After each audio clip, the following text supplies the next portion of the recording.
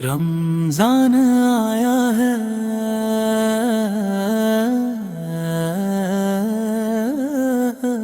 لیکن اے میرے نبی سولہ، ہم پہلے جیسے نہیں رہے۔ ہم کمزور ہو گئے ہیں، دنیا میں الجھ گئے ہیں، گناہوں کی گرد نے دلوں کو ڈھک لیا ہے۔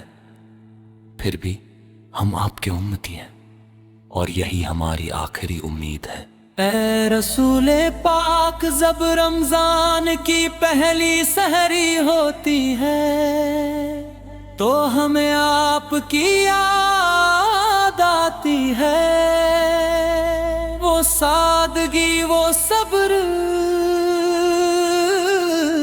وہ عبادت کی راتیں۔ آپ بھوکے رہتے تھے لیکن آپ کی پیشانی پر کبھی شکن نہ ہوتی تھی، اور ہم ذرا سی تکلیف میں شکایت کر بیٹھتے ہیں۔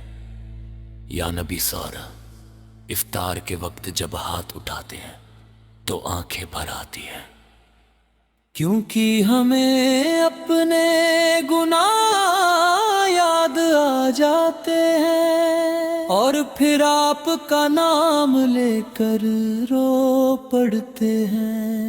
آپ رحمت بن کر آئے تھے اور ہم اس رحمت کے لائق بھی نہ رہے، پھر بھی یقین ہے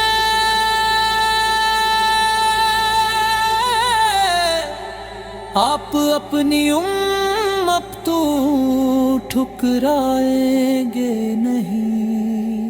لیلۃ القدر کی اس خاموش رات میں جب سارے فرشتے زمین پر اترتے ہیں، ہم سجدے میں گر کر کہتے ہیں،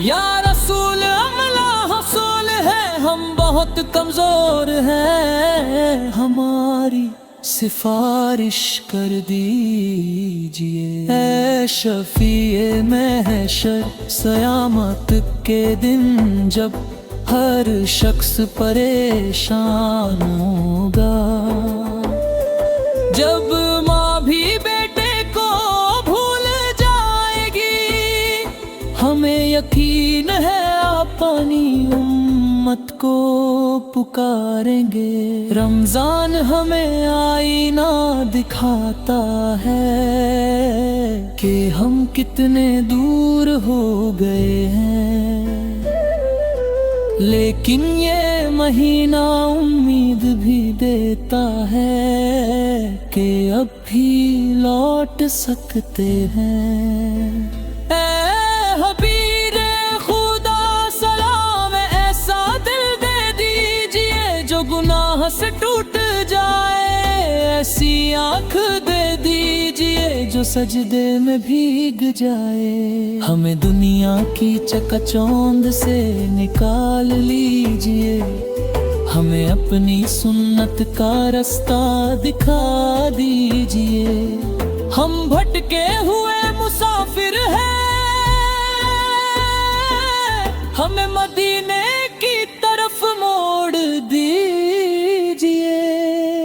رمضان کا چاند جب نکلتا ہے تو لگتا ہے جیسے آسماں بھی رو رہا ہو، کہ امت تھک گئی ہے، بکھر گئی ہے، لیکن اے میرے نبی سما، اب کی محبت اب بھی زندہ ہے۔ ہم گرتے ہیں